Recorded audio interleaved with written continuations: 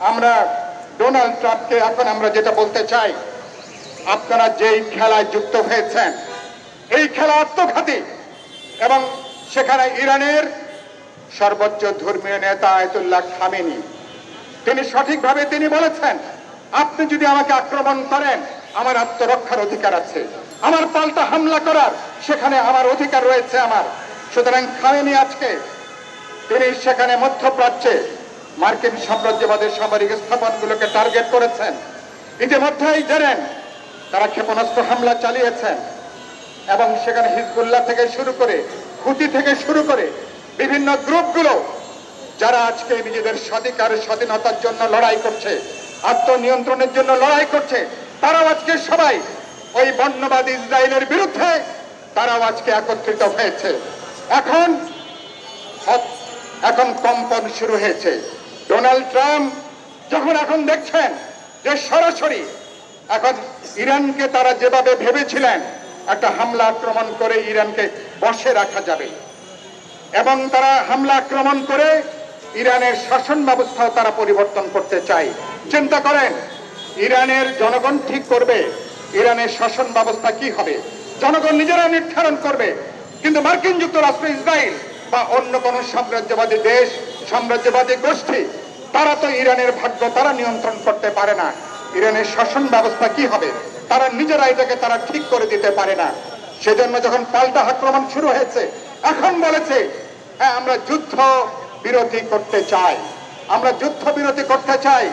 ফলে এবং এই প্রতারক ভণ্ড এই ডোনাল্ড ট্রাম্প সারা দুনিয়াকে তছনছ করে দেবার সে একটা মরণ খেলায় এখন লিপ্ত হয়েছে। সেই মরণ খেলার মধ্যে আমরা আজকে বিপ্লবী ওয়ার্কার্স পার্টির এই সমাবেশ থেকে আমরা বলতে চাই, এই খেলা বিলম্বে বন্ধ করুন। গাজাতে আপনারা যে হত্যাকাণ্ড সংগঠিত করে যাচ্ছেন, যেটা গণহত্যা, একটা জনগোষ্ঠীকে মানচিত্র থেকে আপনারা বিলীন করে দেওয়ার তৎপরতায় যুক্ত হয়েছেন।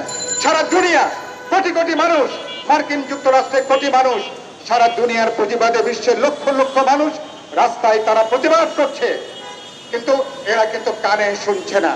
আমরা বলতে চাই, জনগণের ঐক্যবদ্ধ প্রতিরোধ ছাড়া ইরান যেভাবে প্রতিরোধ করছে সারা দুনিয়াতে, ওই যে বলে মানে লাঠি কে ভূত বাত সে নেহি যাতা হয়, মানে লাঠির ভূত কখনো কথাই যাবে না। সুতরাং যেই রোগের যেই দাওয়াই, যে অসুখের যে দাওয়াই, সুতরাং আজকে তারা যেভাবে তারা হামলা আক্রমণ করছে জনগণের, আজকে আরব বিশ্বের জনগণ, গাজার মানুষ, ইরানের মানুষ, সারা দুনিয়ার শান্তিকামী মানুষ আজকে একটা সত্তা দ্বারা দাঁড়িয়েছে, লক্ষ্যটা স্বাধীনতা, সার্বভৌমত্ব, নিজেদের অধিকার মর্যাদা প্রতিষ্ঠা করা। পাল্টা আজকে প্রতিরোধ গড়ে তোলা ছাড়া, পাল্টা প্রতিরোধের শক্তিকে জোরদার করা ছাড়া তারা নিজেদেরকে রক্ষা করতে পারবে না। ইরানের হয়তো আমাদের অন্য সমালোচনা আছে, কিন্তু ইরানের জনগণ, ফিলিস্তিনের মানুষ, প্রতিটা মানুষ জন্ম নিয়েছে একটা প্রতিরোধ যোদ্ধা হিসাবে, তারা জন্ম নিয়েছে একটা স্বাধীনতাকামী যোদ্ধা হিসাবে।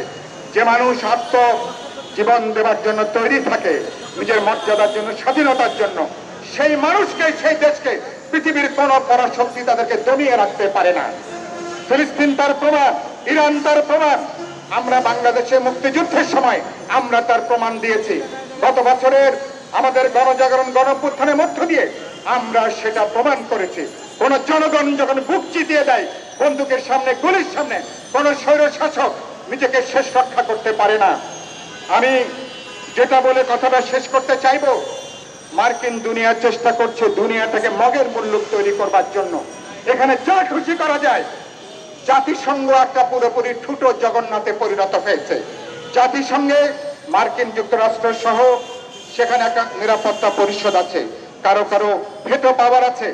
আমি আজকে সমাবেশ থেকে বলতে চাই, মার্কিন যুক্তরাষ্ট্র সহ সেখানে কারো ভেটো পাওয়ার থাকার কোনো সুযোগ নাই। এই মার্কিন যুক্তরাষ্ট্র পুরোপুরি পৃথিবীর কোথাও তারা যুদ্ধ বন্ধ করতে পারেনি।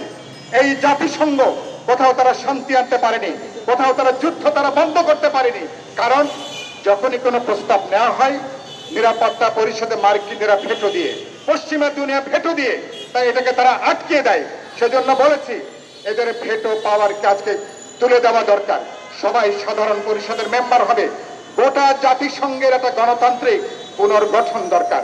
জাতিসংঘকে পুনর্গঠন করা ছাড়া জাতিসংঘকে পুনর্বিন্যাস করা ছাড়া, যে জাতিসংঘ কোনো ডাবল স্ট্যান্ডার্ড নীতি নেবে না, যে জাতিসংঘ এক এক দেশের জন্য এক এক কৌশল তারা নেবে না, সারা দুনিয়ার মানুষের জন্য গণতান্ত্রিক আকাঙ্ক্ষা, স্বাধীনতা, সার্বভৌমত্বের ব্যাপারে যারা একই রকম নীতি কৌশল অবলম্বন করবে, সেভাবে জাতিসংঘকে আমরা পুনর্গঠন করতে চাই।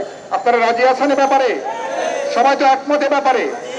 আর নিরাপত্তা পরিষদে মার্কিন যুক্তরাষ্ট্র সহ যাদের ভেটো ক্ষমতা আছে, ওনারা না করলে কোনো সিদ্ধান্ত গৃহীত হয় না।